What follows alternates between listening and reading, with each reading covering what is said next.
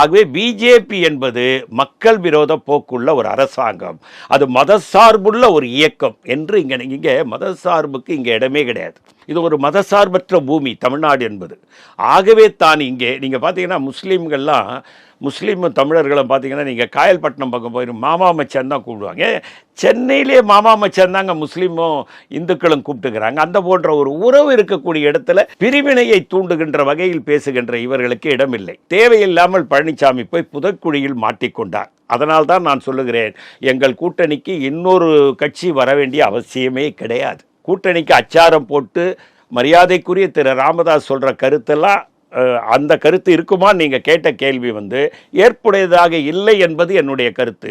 எங்கள் கூட்டணிக்கு இன்னொரு கூட்டணி தேவையே இல்லை. எங்கள் கூட்டணியே பலமான கூட்டணி. ஆகவே 190லேருந்து 200 சீட்டு வரைக்கும் நாங்கள் வெற்றி பெறும் நிலை இருக்கும்போது இன்னொரு கூட்டணி எங்களுக்கு தேவையில்லை என்பது என்னுடைய கருத்து.